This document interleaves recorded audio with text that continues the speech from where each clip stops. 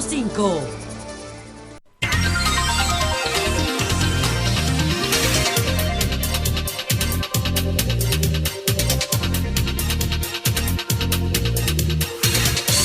Son las 6:56 minutos. 6:56 minutos. Buenos días, dominicanos, dominicanas, ciudadanos y ciudadanas del mundo. Julio Martínez Pozo. Los comentarios de los temas más importantes en el programa de mayor influencia de la radio y la televisión nacionales en este martes 20 de abril, año 2021. Buenos días a todo el equipo del Sol de la Mañana.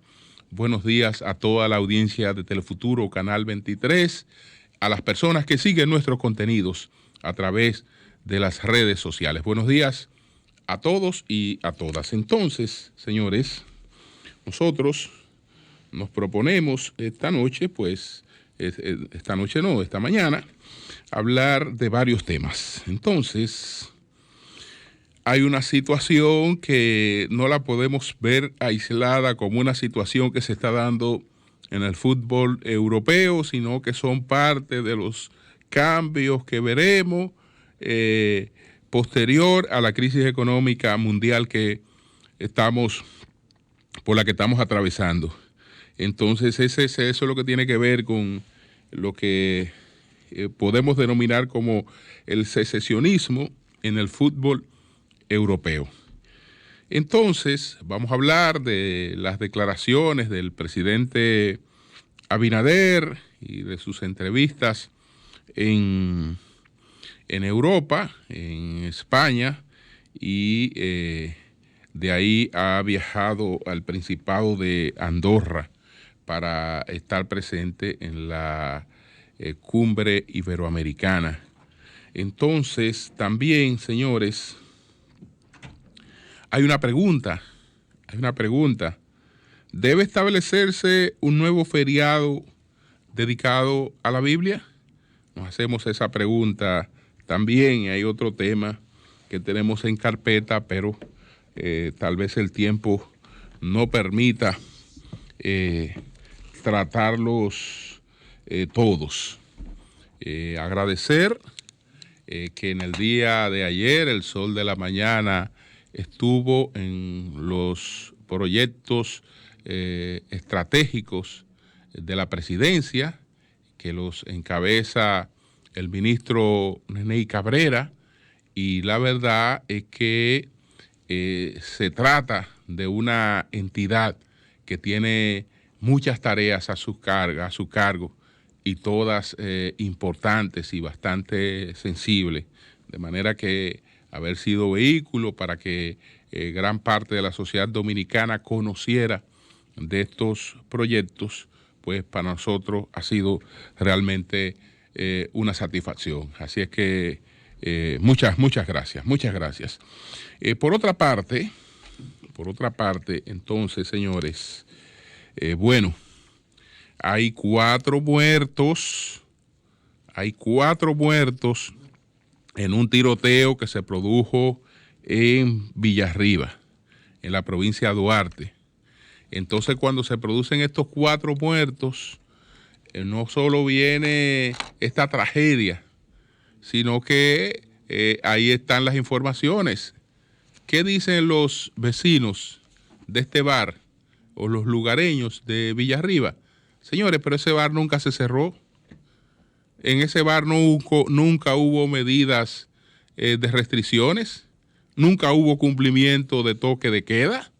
No es que el toque de queda dispone que ahora los negocios los domingos estaban hasta las 9 de la noche, después ahora esto se va a ampliar. Entonces, no es eso, ¿no? No es eso, no. Lo que estaba creo que lo que estaba hasta las 9 era la circulación, etcétera. Pero bueno, no, ahí no se cumplió nunca toque de queda. Ese incidente se produjo en un bar alrededor de las 3 de la madrugada. Ahí hubo un tiroteo que esperamos que los responsables sean identificados, sometidos a la justicia, porque se perdieron 4 vidas ahí. además de la que estamos perdiendo por el consumo de bebidas adulteradas, que por cierto las casas licoreras han creado un sistema en sus productos que le permite a los usuarios percatarse de si están consumiendo un producto original o si están consumiendo una falsificación. En todo caso, en un concepto de consumo responsable, todo el que consume alcohol sabe que se expone al consumo de alcohol y lo que eso representa. Pero no es lo mismo usted creer que se está tomando un trago de un buen ron dominicano y que entonces ahí lo que le estén entrando es una cosa que usted no sabe en qué patio se hizo, bajo qué condiciones y qué le están introduciendo ahí adentro. Entonces, eso hay que buscar todos los mecanismos para que la gente tenga la posibilidad de percatarse claramente. Hay un app donde se puede identificar inmediatamente si se trata de una bebida original. Hay claves cuando ya una tapa ha sido movida, que hay letras que no vuelven a coincidir, etcétera. Y hay una serie de cosas que están por ahí que ojalá también ellos traten no solo de difundirlo como lo han hecho en las redes, sino de buscar medios masivos y educativos como este para explicar todo esto que han hecho para tratar de que la gente sepa lo que consume. Sepa lo que consume, es decir, todo el mundo sabe que el consumo de alcohol, el consumo de tabaco es dañino contra la salud. Ahora, son cosas que son parte de la vida cotidiana, de la existencia de la gente y que se consumen con moderación para compartir socialmente. Y el que lo hace así no tiene mayores dificultades. El que se aloca y no pone controles, pues no solo está atentando contra su salud, sino que pone en peligro y en riesgo la vida de muchas otras personas. Eso en lo que tiene que ver con ese producto. Entonces, señores, hay varias cosas con la que queremos iniciar. Pero voy a empezar por el tema que parece, digamos, más alejado de nosotros. Pero en este mundo global nada está alejado de nosotros y nada se ocurre sin que tenga trascendencia en todas partes. Sin que tenga trascendencia en todas partes.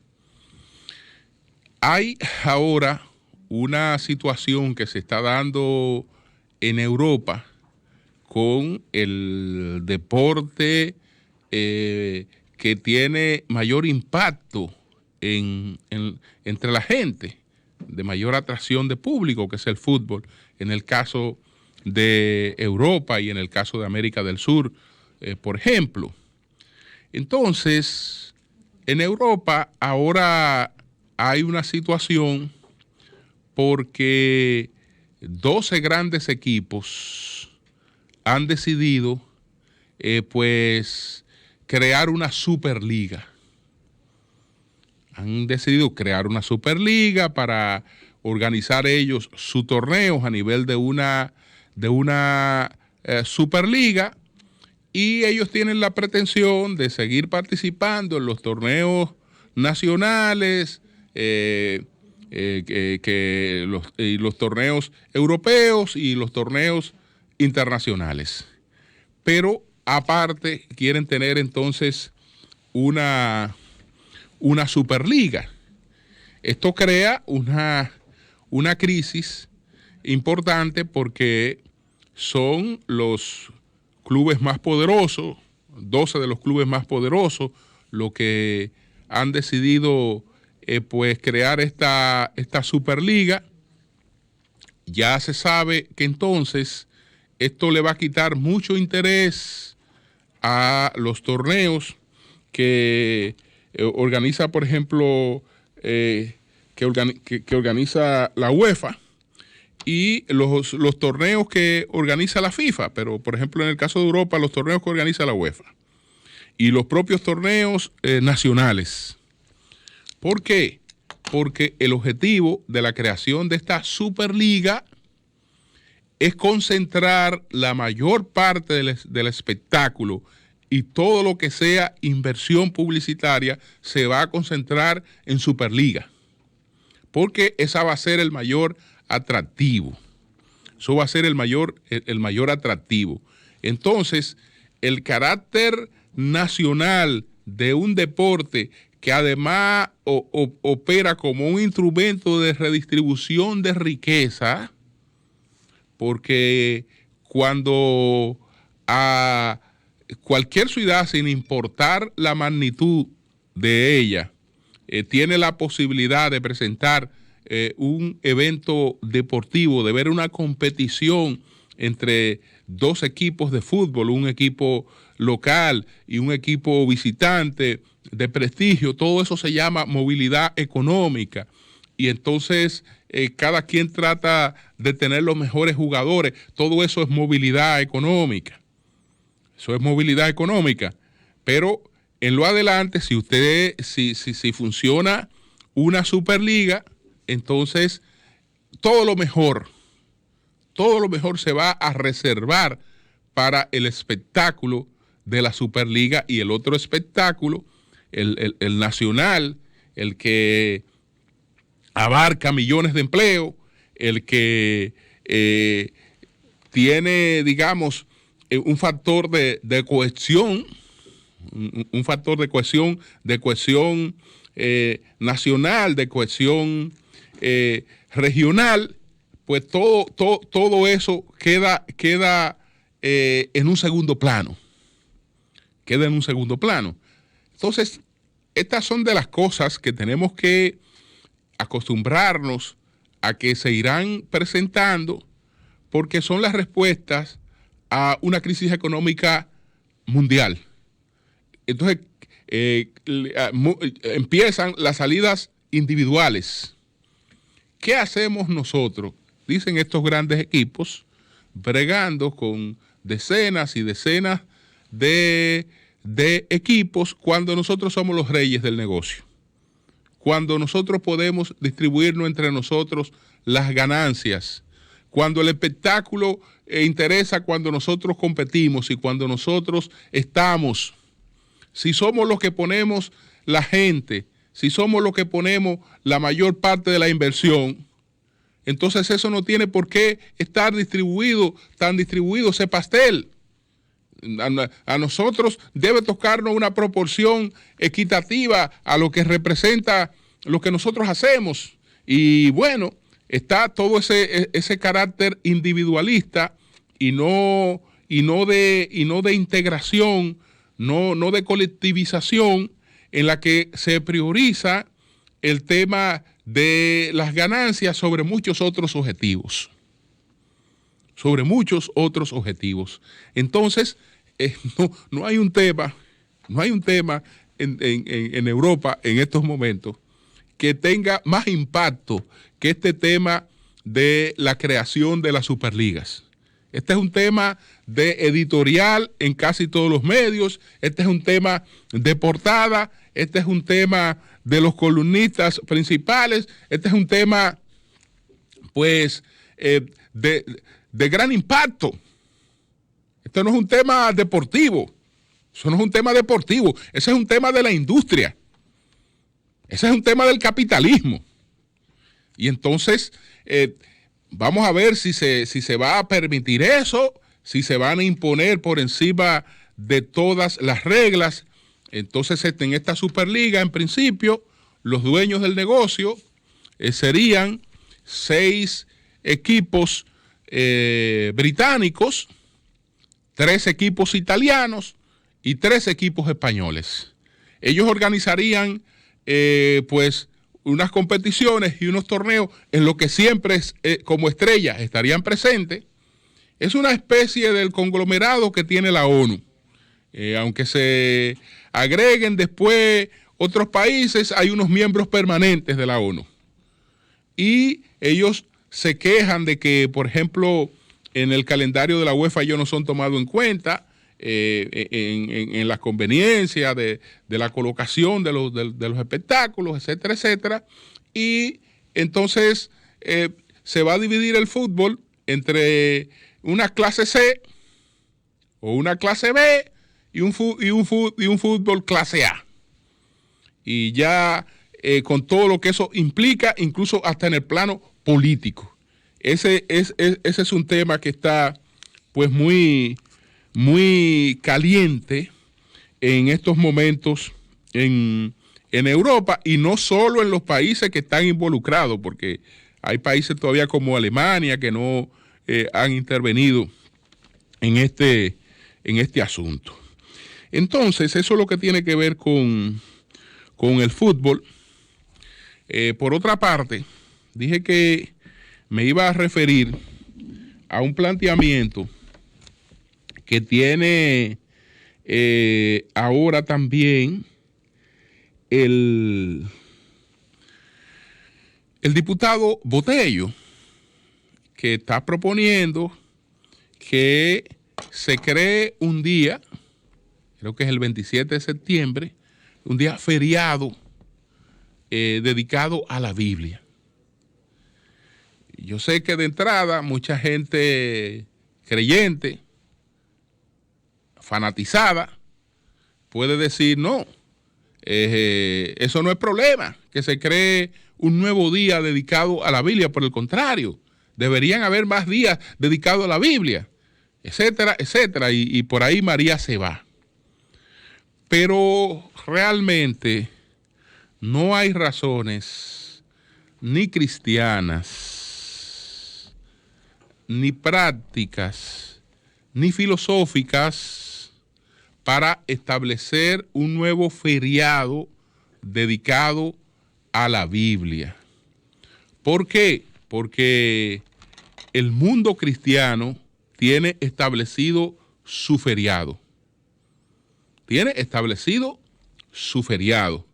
Porque aunque se suele hablar de la Biblia, y cuando se suele hablar de la Biblia, se está hablando tanto del Antiguo Testamento como del Nuevo Testamento, en el caso de los cristianos, la Biblia de los cristianos es el Nuevo Testamento. Esa es la Biblia de los cristianos, el Nuevo Testamento canonizado en el 398 en Hipona, en lo que hoy es Argelia. Esa es la Biblia de los cristianos. Y esa Biblia de los cristianos está pues basada en lo que es el dogma de su fe, que es en la vida, en la pasión, en la muerte y en la resurrección de Jesús. Entonces, para ese acontecimiento, el mundo cristiano tiene no un día, sino una semana, que se llama la denominada Semana Mayor, en el que se conmemora ese acontecimiento que es el de la pasión, muerte y resurrección de Jesús. Y ese es el más largo feriado después del feriado navideño, cuando coincide, porque no, ni siquiera el feriado navideño, que también conmemora un acontecimiento cristiano, porque el feriado navideño quiere conmemorar el nacimiento de Jesús, que sabemos que no tiene nada que ver con el nacimiento de Jesús, pero quiere conmemorar ese acontecimiento, y también es feriado. Pero la semana mayor, La Semana Mayor conmemora justamente ese acontecimiento. Lo conmemora. Entonces, estaríamos realmente imponiéndole al propio mundo cristiano, estaríamos imponiéndole pues una conmemoración que no tiene nada que ver con su historia, con su creencia y con su fe. Entonces, estamos claros de que ya existe realmente un feriado conmemorativo de lo que se quiere hacer cuando se habla de un día de la Biblia. Existe ese feriado conmemorativo, pero como algunos podemos tratar de ser más cristianos de la cuenta y decir, bueno, pero es verdad, pero lo que abunda no daña. Lo que abunda no daña. Bueno, es verdad que lo que abunda no daña, pero yo en este aspecto quiero recordar unas reflexiones de el padre del existencialismo, que es un filósofo y teólogo cristiano que es el gran pensador de la iglesia danesa, de la iglesia de Dinamarca, y desde luego también su pensamiento ha impactado prácticamente en todo el mundo. Me refiero a Kierkegaard, que es el padre del existencialismo.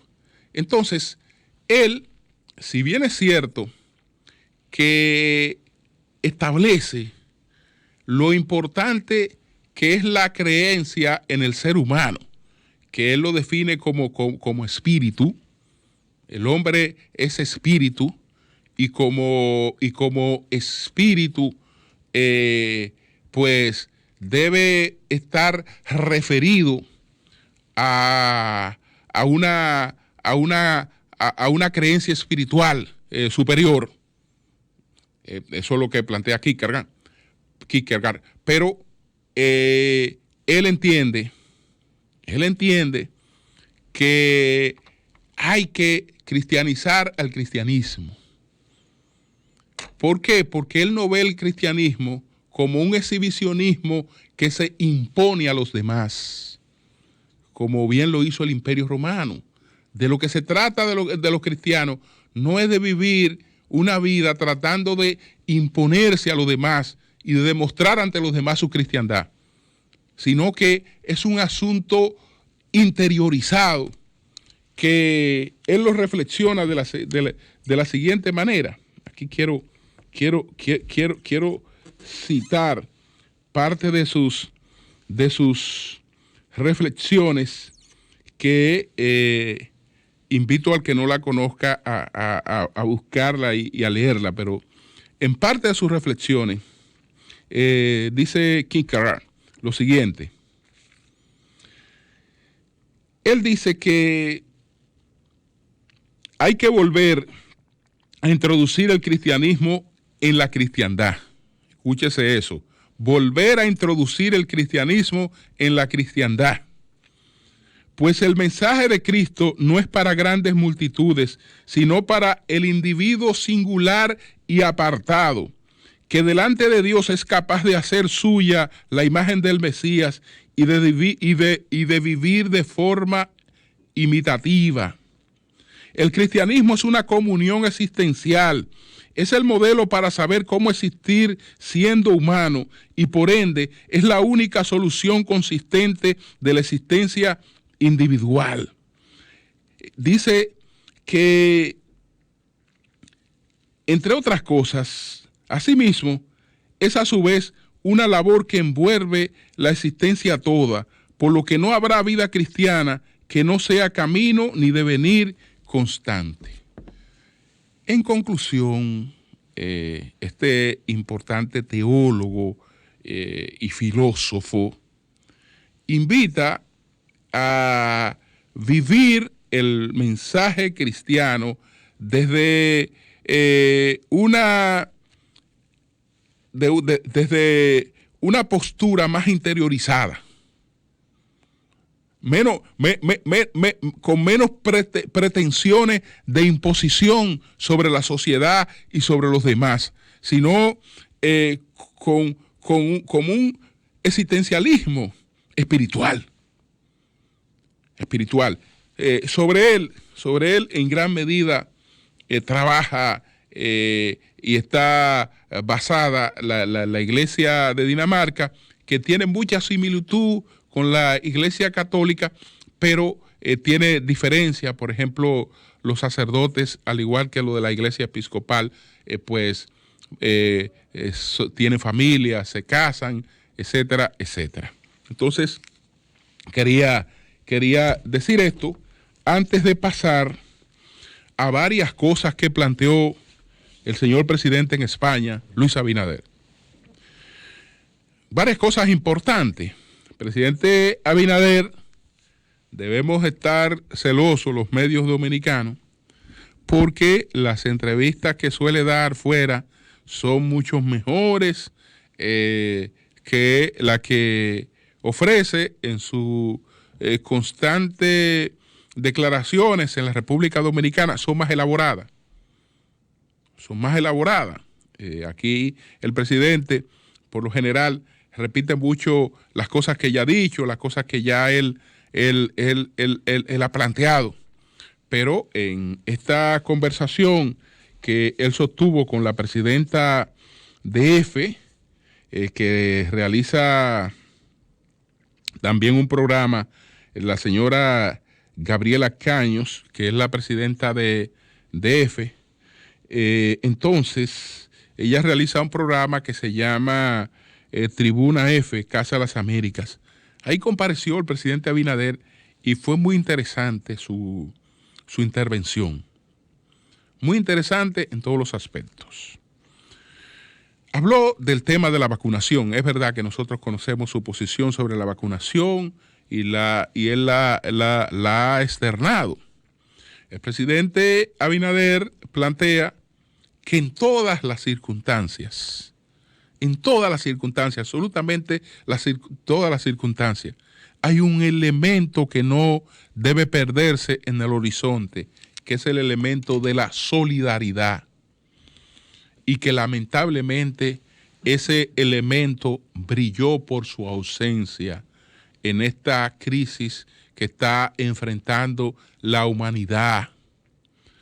Y habló no solo de Estados Unidos y del comportamiento que ha tenido en este tema frente a sus aliados tradicionales, que lo ha dejado a su suerte, sino también de la postura de la Unión Europea.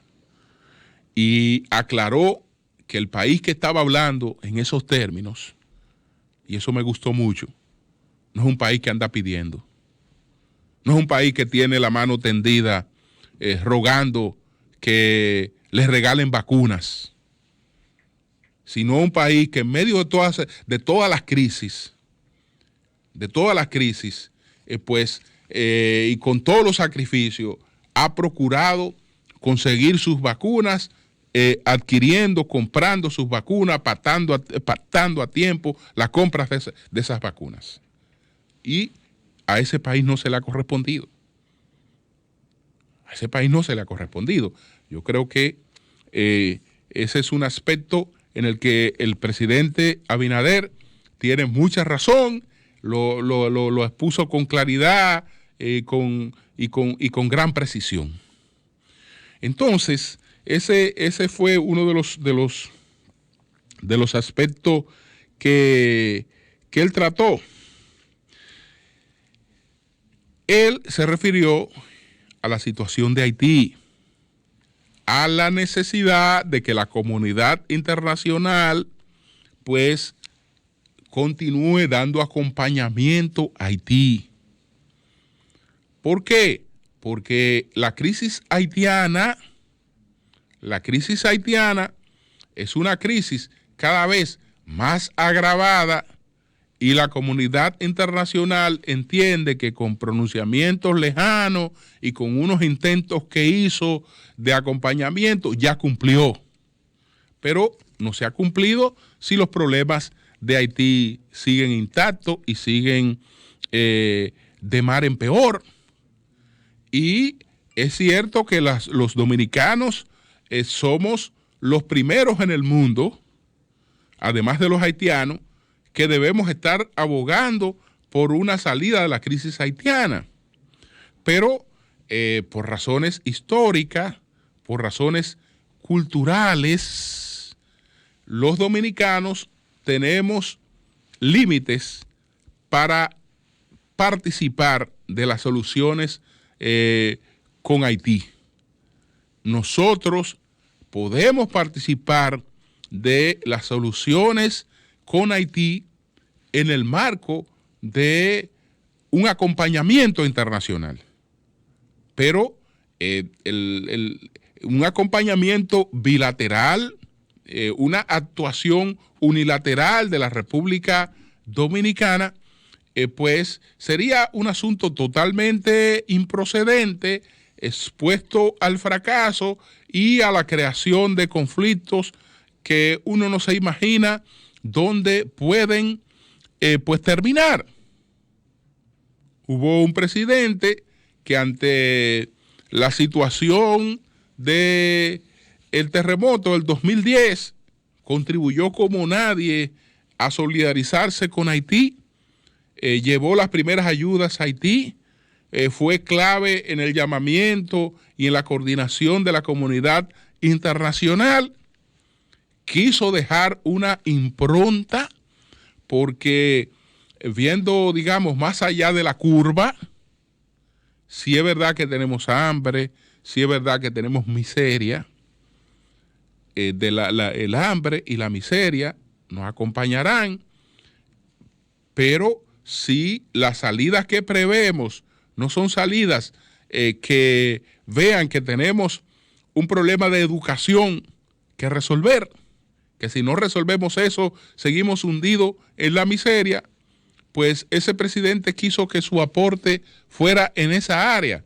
Como este país estará ocupado en prioridades materiales inmediatas, no puede ocuparse de cosas como esta, pues nosotros vamos a ocuparnos de una cosa como esta y vamos a dejarle una universidad a ese país como lo hizo Leonel Fernández.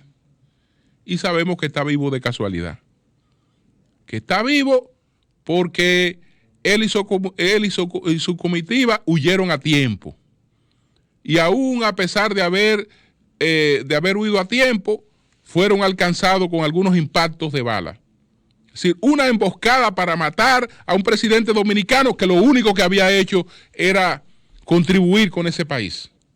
Entonces, eso no lo debemos atribuir desde luego al pueblo haitiano, pero es parte de una realidad que no la podemos ignorar. Entonces, la República Dominicana puede y debe participar y tiene que, incluso en el marco de próximos acuerdos, que fue lo que también estableció con mucha claridad un presidente pragmático que se llamaba Álvaro Uribe, cuando él vio toda esa solidaridad y todas esas cosas que se quería hacer sobre Haití, Álvaro Uribe dijo, veo mucha oferta y poco compromiso. Pongámonos tarea. No, que vamos a hacer esto, vamos a virar, vamos a tornar, etcétera. En definitiva, se reunieron más de 500 millones de dólares que los Clinton todavía no han explicado dónde quedó eso, porque entonces el dinero no se le podía entregar a los funcionarios haitianos porque se lo robaban. Pero ¿qué se hizo con eso? ¿Qué se hizo con eso? Nadie sabe. Nadie sabe. El presidente creo que tiene razón, está claro. Hay otra cosa que el presidente le explicó desde un punto de vista que yo creo que el que no quiera entenderlo, no quiere entenderlo. Porque el asunto del vallado se está enfocando como una medida de política migratoria. Y el presidente dijo, esa no es una política migratoria. Nosotros no pretendemos solucionar el problema migratorio con eso. Esa es una medida que en términos económicos es beneficiosa para ambos países. Porque yo no sé cómo podemos pretender que haya desarrollo en República Dominicana y que haya desarrollo en Haití, teniendo un paso abierto para que las patanas que quieran pasar con lo que sea pasen para allá o pasen para acá, o el comercio pase prácticamente sin controles. Entonces, de lo que se está hablando, es de un sistema de control que permite que las autoridades haitianas tengan control de lo que entra a su territorio, que por lo tanto puedan tener mayor recaudación y que las dominicanas tengan control. Él no lo está planteando. Él no lo está planteando como un asunto de solución migratoria. No lo está planteando como un asunto de solución migratoria, pero indiscutiblemente que como nivel de control no resolverá los problemas, pero crea algún nivel de control para la regulación del comercio, para evitar todos estos contrabandos entre ambos países. ¿Y cómo es que un vehículo se roba en la República Dominicana y puede cruzar la frontera y estar desmantelado en Haití al otro día? Tiene que ser por lugares asequibles para eso. Entonces, si se crea control, eso no disminuye. ¿Y a quién perjudica eso? ¿A quién perjudica eso? Entonces, ese enfoque para mí también fue un enfoque pues interesante del presidente Abinader. Entonces, bueno, finalmente, yo espero que hoy podamos hablar con el viceministro Víctor Castro.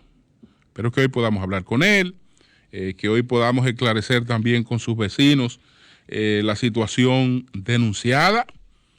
Ellos nos enviaron fotografía en la que muestran lo que entienden que son los abusos que está cometiendo este señor como viceministro de Interior y Policía, que es el encargado de las armas de fuego. Fíjense, ese es el parqueo, el área de parqueo. Me dicen que desde hace varios meses está en esas condiciones. Esa es el área común. Y fíjense cómo el señor Castro, según ellos, de manera violenta, en los trabajos que está haciendo en su casa, está usando la energía del área común.